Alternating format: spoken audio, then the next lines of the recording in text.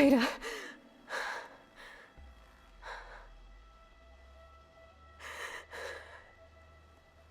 Varl.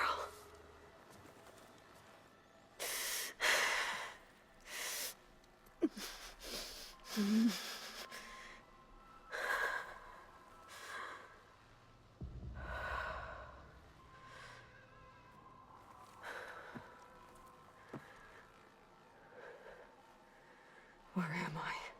Ah, you're awake. You took quite a hit when Gerard attacked you. I imagine you must still be in a great deal of pain. I can assure you that we are safe. The others can't detect us here. You mean the other Zeniths? You must be Tilda. I wasn't sure if Beta would have told you about me. Where is she? Alive. And while she isn't where she wants to be, not in urgent danger. We must discuss how to get her back, of course, after you've shaken off the cobwebs. When you're ready, take the stairs down the hall and come see me. In the meantime, I'll make breakfast. Breakfast. Okay.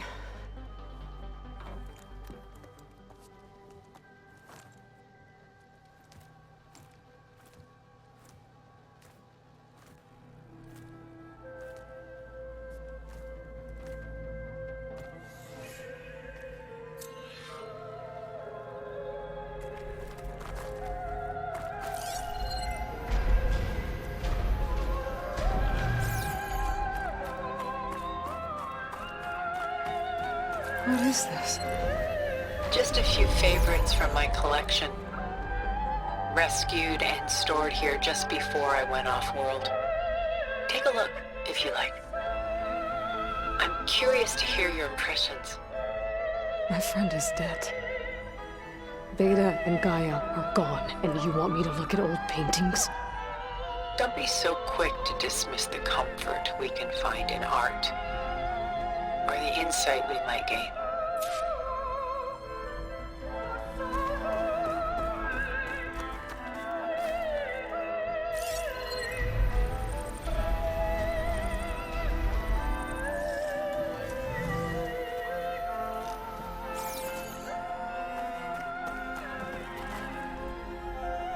My favorite pairing on the left is Woman Reading a Letter by Meer, a true master.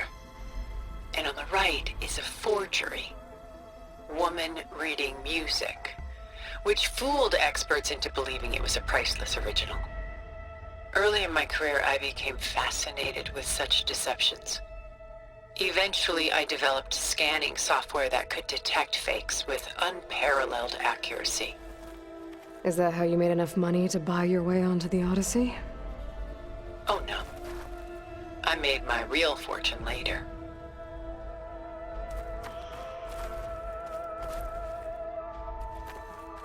Selene and Endymion. She's the goddess of the moon, whereas he's a simple shepherd. Beside her is the god of love, Cupid.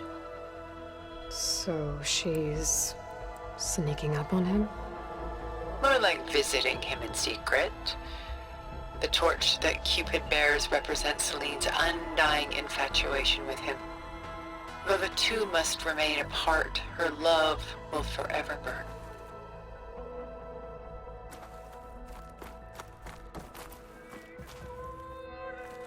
This is Rembrandt painting Jeremiah, a man in mourning. Mourning what? His home. The ancient city of Jerusalem. He foresaw its impending doom, but could do nothing to prevent it. So instead, he saved its treasures from destruction, just as I saved these works. You could say we're kindred spirits.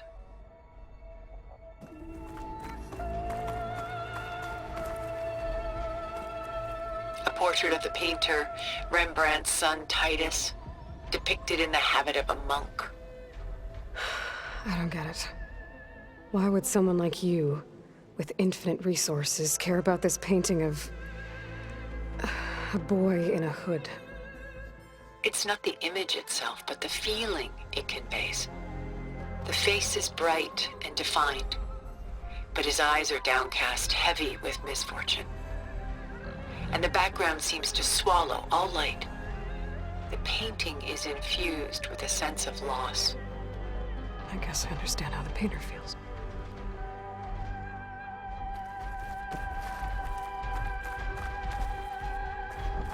Rembrandt's The Night Watch, by far the most famous painting my homeland ever produced. It was commissioned to honor a militia made up of influential citizens. I guess you must have been an influential citizen. In my day. But not as influential as you've been in this new world.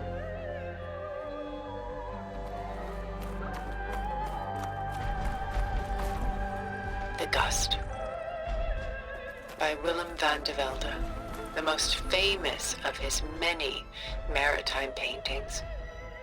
A ship crossing into the unknown. I guess you're familiar with that. Indeed, which is why I appreciate this composition in particular. Though waves and wind threaten to destroy the ship, it perseveres, clinging to the light even as darkness closes in all around it. Stunning, isn't it? Paintings were the only masterpieces of my people's golden age. This is Van Vianen's Leaded Ewer, molded from a single sheet of silver. What was it for? How like Elizabeth you are. Function over form. Its practical purpose was less important than its meaning. Van Vianen created it in honor of his late brother, who himself was a famous silversmith. A memorial. Yes. Such beauty from sorrow.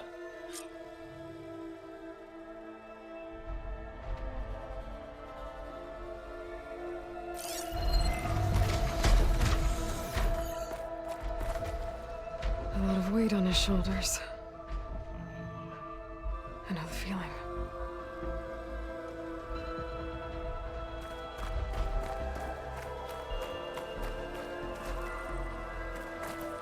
She's pulling out her own hair. Out of madness, out of grief. It's hard to watch her suffer. Done so soon? I've got more important things to worry about. We both do. There is much we are trying to save. Not the least of which is in that vault. There's nothing wrong with savoring such treasures for a moment more. Or come upstairs and we'll get down to business. Your choice.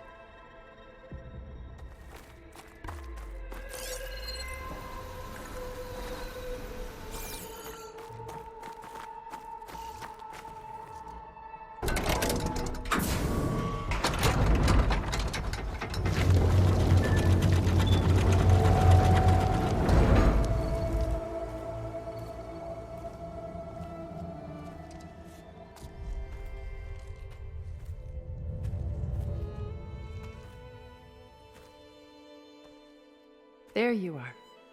Feeling better? How did you find us? At the cauldron? And what did you do to everyone right before I passed out? All business, I see. Well, suffice it to say we were keeping a very close eye on Hephaestus, knowing we would need it at some point.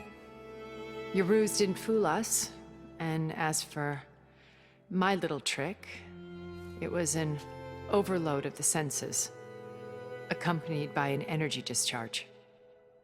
Gerard and Eric were only momentarily disoriented due to their shields, but it rendered you unconscious while I got you out. Perhaps some breakfast might steady you a bit?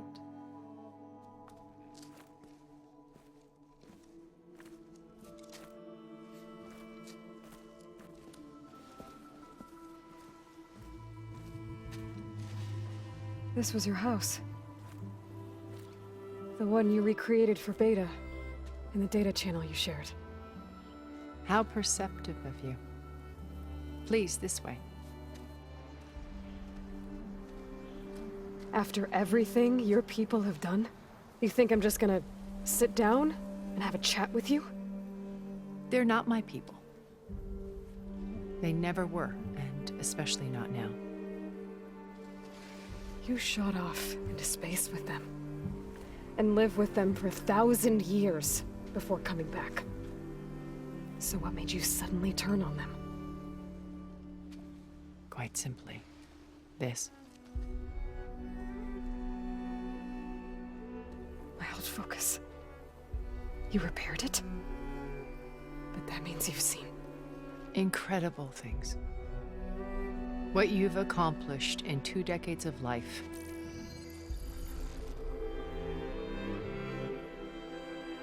A 1,000 years at my back, and I haven't even come close.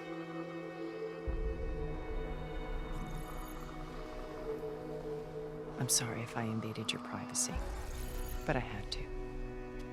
In order to understand. To be enlightened. You truly are Elizabeth's blood. With her drive, her sense of mission, her integrity.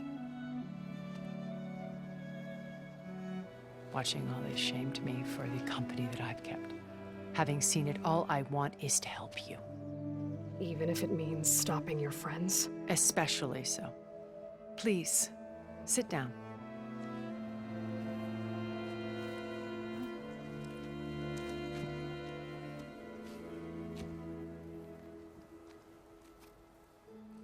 There.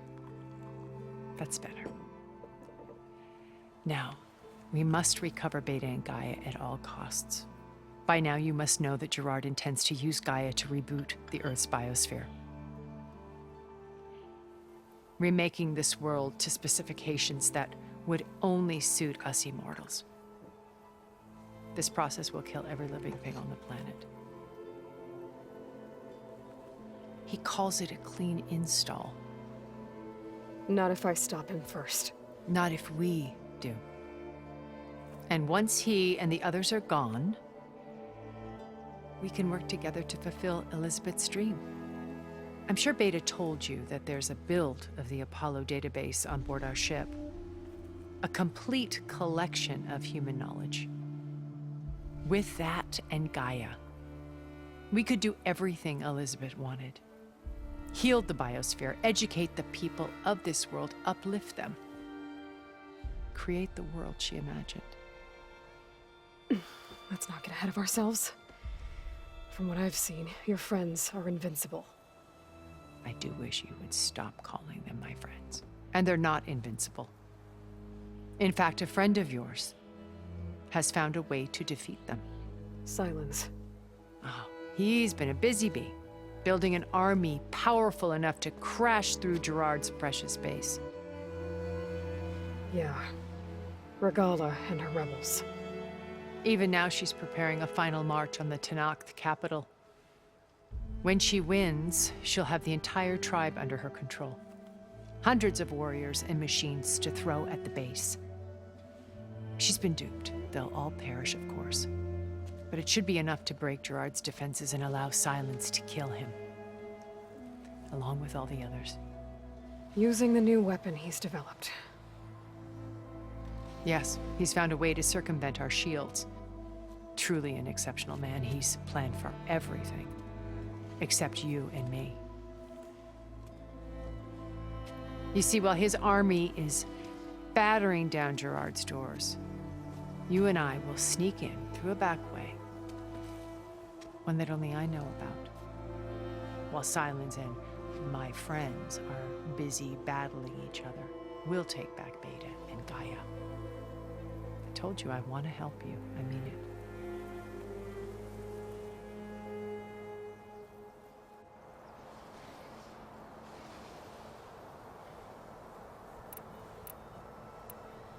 My old focus. How did you find it, let alone repair it? When we encountered you at the Hades Proving Lab, Gerard saw you as a redundancy. I knew better. You were a revelation. After your dramatic escape, bravo, by the way. Gerard and Eric assumed you were dead and gave up the hunt. I wasn't so sure. When the others were busy, I returned to the lab and searched for any trace of you. That's when I found this little treasure. Not easy to repair, but certainly worth the effort.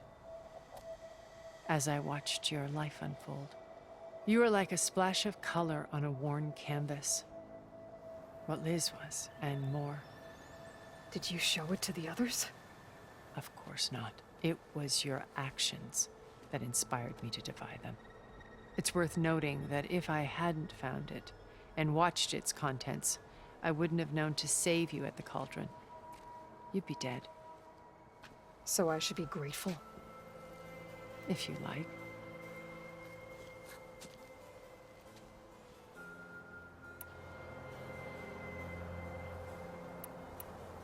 So you know all about me. What about you? What would you like to know? Well, start with your life on Earth. When I was 8, terrorists flooded my home city. Thousands drowned, my parents included. I was one of the few who survived. My guardian sent me to boarding school. Among my peers, I was the strange girl, the orphan to be avoided.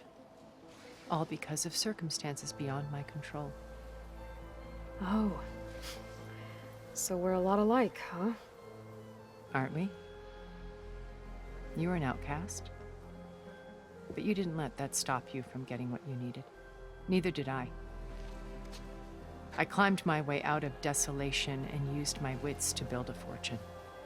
First, from the technical analysis of art and the detection of forgeries. Profitable expertise in those days. But as it turned out, the software I developed was even more useful for counterintelligence. From there, it was only a short step to gathering extremely valuable intelligence on my own. You were a spy? More like a service one could turn to for information. I had to remain anonymous, of course, to protect my privacy. But despite that anonymity, Faz Zenith inevitably sought me out.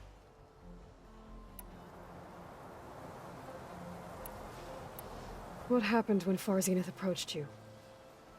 They painted an irresistible vision of humanity's future. One where we need not fear illness or death, where we explored the furthest reaches of the stars and thrived. It was only later that I realized that they only intended to bequeath this future to the rich and powerful. By the time I finally figured it out, the walls were closing in, Pharaoh's machines were devouring the earth. So I accepted Faz Zenith's invitation to a berth on the Odyssey. I wanted Liz to come, but she had nobler plans, as you well know.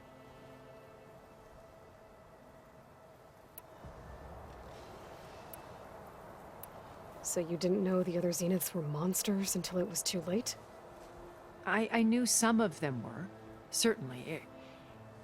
It wasn't until we were off-planet that I understood the true scope of their greed. I was grateful to simply be alive, but the others became obsessed with a kind of effortless immortality. They built a colony where machines serviced their every need, where any memory or fantasy could be endlessly savored in virtual reality. It wasn't life. It was stultifying, a pampered dream state. As the decades passed, I withdrew more and more, alone yet again, but this time with eons to consider my mistakes. Now finally, having met you, I feel like I have a second chance. To do what? Help you, of course. To fulfill Liz's dream, which isn't so different from Faz Zenith's original vision. A better future for humanity.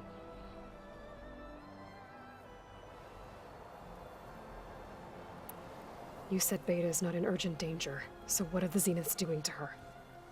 Putting her to work. Merging Hephaestus with Gaia. A difficult, time-consuming task, as I'm sure you know. They will compel her if need be. But her life is not in danger. She's the only one who can do it. Because you people made her to be nothing but a tool. Gerard's idea, not mine. They always viewed me with suspicion when I attempted any form of kindness towards her. That's why I created the data channel, a virtual place where we could speak in peace. So this channel you shared with Beta, none of the other Zeniths ever found out about it. Gerard believes he's the most cunning of all of us. Even after 1,000 years, he still can't imagine that I would outwit him. The channel allowed me to interact with Beta away from their mistrustful eyes. It offered us a chance to be ourselves. Until you cut off all contact. Yes, though it pained me. I was worried that our meetings would do her more harm than good. Well, she felt like you tossed her aside. I was afraid the others would find out and punish her. She may not have had the comforts of friendship anymore, but at least I ensured she was safe. I know it seems harsh, but you must believe that her well-being has always been paramount to me.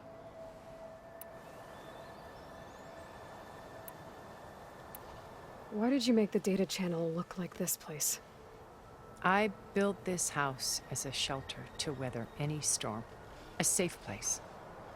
Not just for me, but for the art stored below. Cultural artifacts of incalculable value. Truly some of the greatest achievements of human civilization. And you wanted Beta to see them? Yes.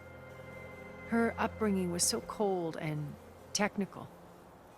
I thought if she could experience Vermeer and Rembrandt, it would bring something else into her life. A heritage every bit as valuable as the scientific and technical data being drummed into her. I'm sorry I had to cut off contact, but I'll never regret sharing this house with her. She needed its shelter even more than I did. Beta told me your colony was destroyed. That you came back to Earth because you had nowhere else to go. It's true. After we reached our destination, a planet in the Sirius star system, we spent decades building a new home. The physical constraints of Earth, the boundaries of mortality, gone. To think of what we could have done with it. It might have been a utopia. Instead, we stagnated, absorbed in effortless comforts and virtual realities. It took a cataclysm to finally yank us out of our stupor. What happened? A massive geological event. We knew of instabilities in the planet core, but we underestimated them. By the time the collapse was upon us, it was too late to stop it. Only a few of us made it to the ship in time. We set course for Earth, the only safe harbor left to us. Which you decided to make unsafe for anyone else. Not me. Gerard. He believes it's better to wipe the canvas clean than work around the smudges. No more primitive tribes, no more combat machines, only a blank slate to do with as he pleases. But we will stop him. All we have to do is get into that base.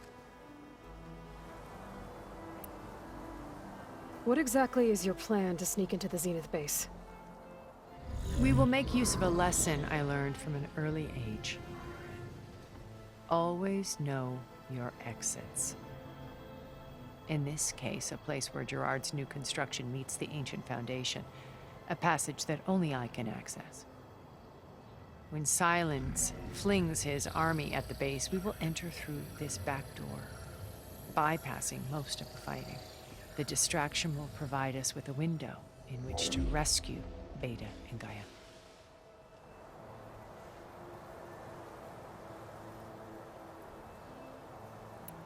Once we're inside the base, where will we find Beta and Gaia? Here in the command center. By then, Gaia will have been reunited with all of its subordinate functions, including Hephaestus. What about the alpha build of Apollo on your ship? A simple matter of recovery once the others have been dealt with. With that in hand, we'll have everything we need to make this world as it should be.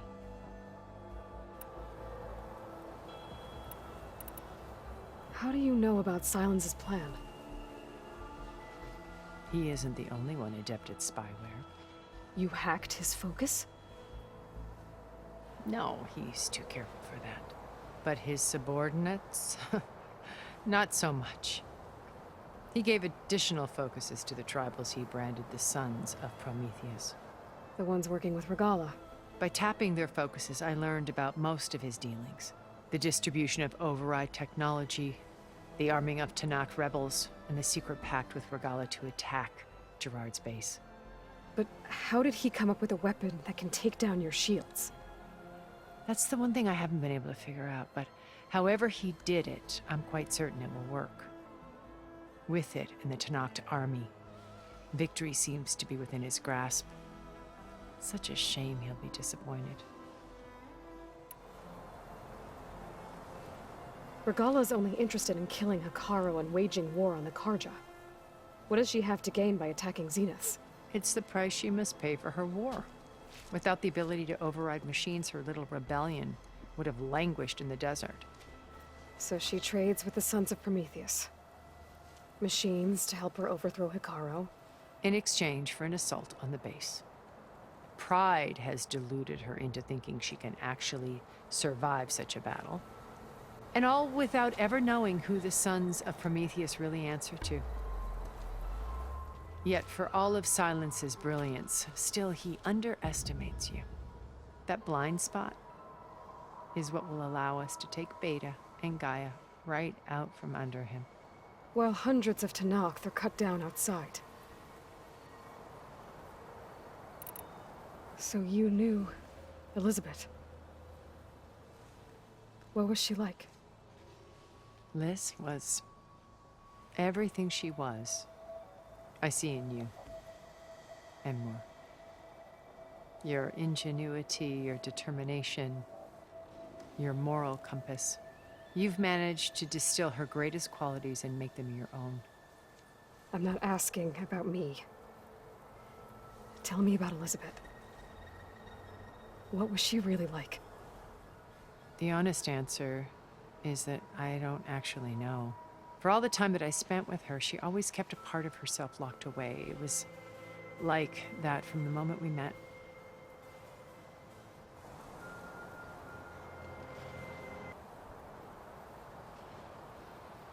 So when you met Elizabeth, she was what? Distant? Aloof? Not aloof. Not exactly. It was a summit in Paris about machine learning. A touchy subject in those days. Because regulatory authorities were just starting to clamp down on AIs.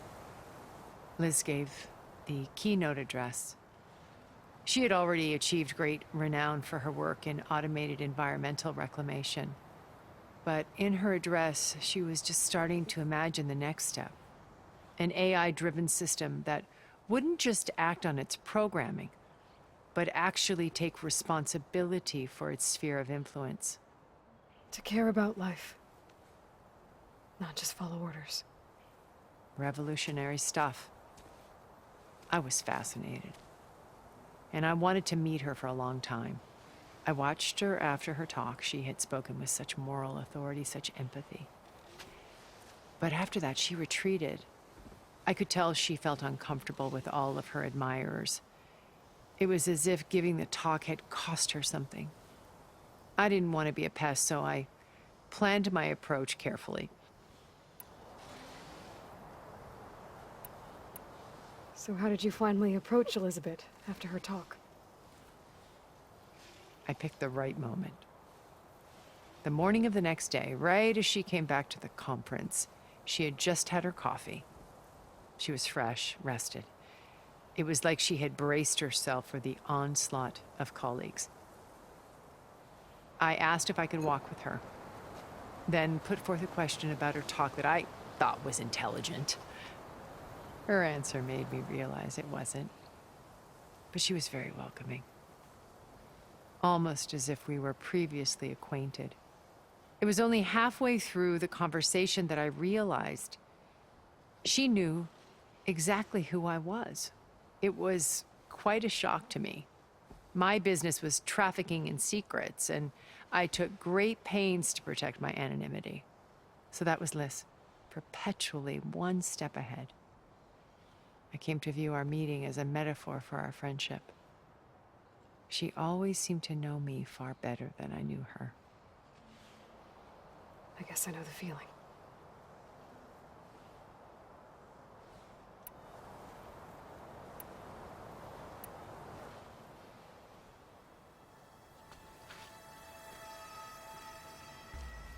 First Varl. Now Hikaru and the Tenakth. Your plan would wipe out an entire tribe. There has to be another way. We are in an admittedly desperate situation, but I assure you there isn't. Remember Zero Dawn. Elizabeth's sacrifice. Sometimes many have to die for a new world to grow. If it looks impossible, look deeper. Wait. The data channel. It still exists, doesn't it? I need you to open it. Let me talk to Beta. Impossible. We might be detected. It's worth the risk. There is another way, one where the Tenakth survive. But we won't. If the others... If you want to help, open it.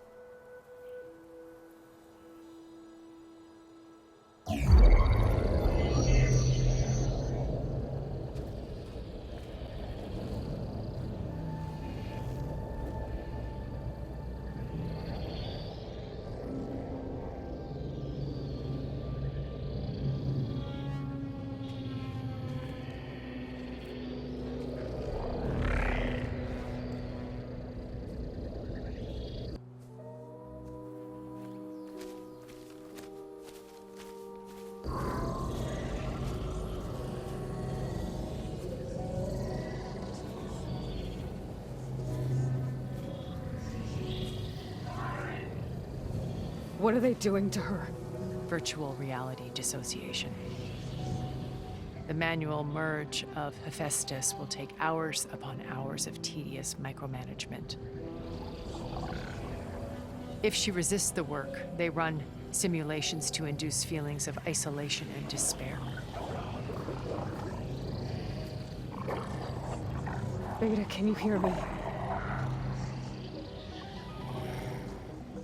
You're alive.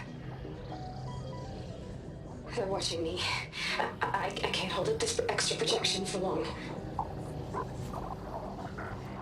You should have killed me.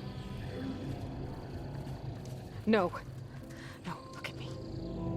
I'm coming for you. I promise, okay? I just need you to hold out a little while longer and work on the merge.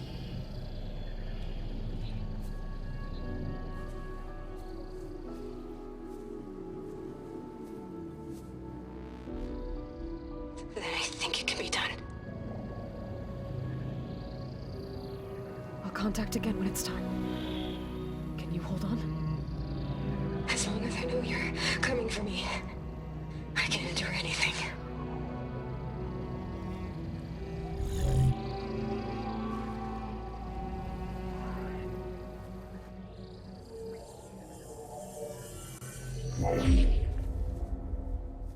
All right. I did as you asked. Now I think you need to tell me what you're planning. I'm going to take Sylens' army away. I don't need it. Only the weapon he made to penetrate your shields. And how do you propose to get it? Ask him nicely? Without Regala and her rebels, he won't have a choice. We'll be his only option. Only option for what? What did you tell her? That is between me and my sister. Will be Sylens' only option for crashing that base. I'll tell you the rest later. But first, there are a couple of things I have to do. Oh. And what are those? Lay my friend to rest.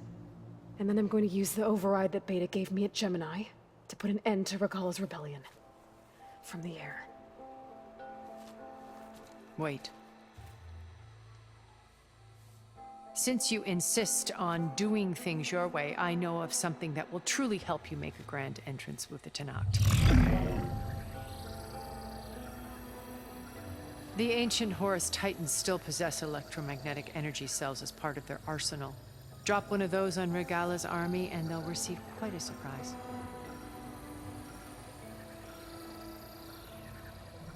So go, do what you must.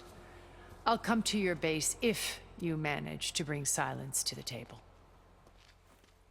Not if. When.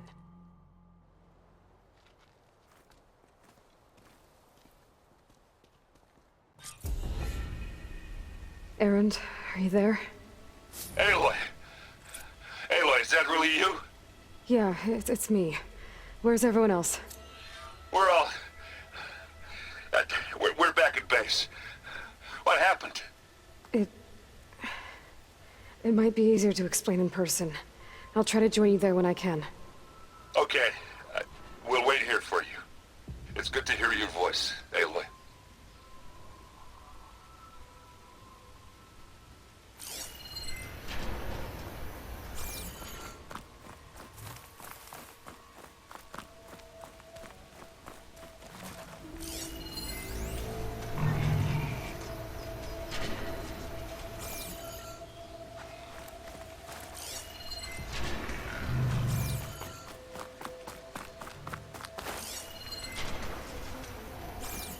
Just to let you know, I'm now patched into your focus network. Great. I take it the other Zeniths can't hear us? Of course not. And they don't know about your base either, in case you were wondering. I've sent you data on the Horus energy cells you can use against Regala's forces. Reach out to me when you're ready to acquire one. Understood.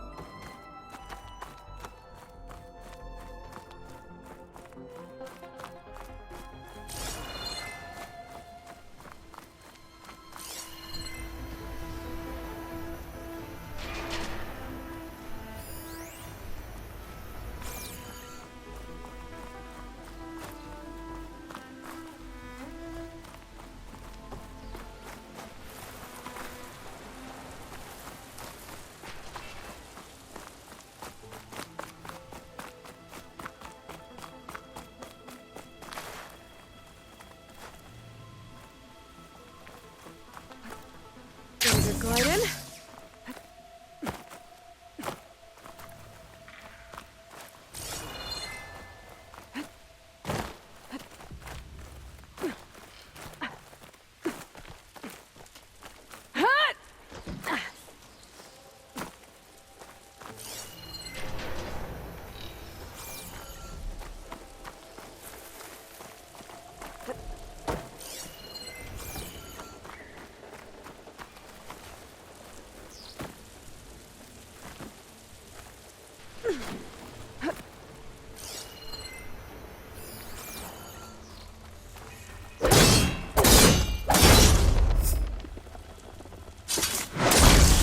Line cutter's working.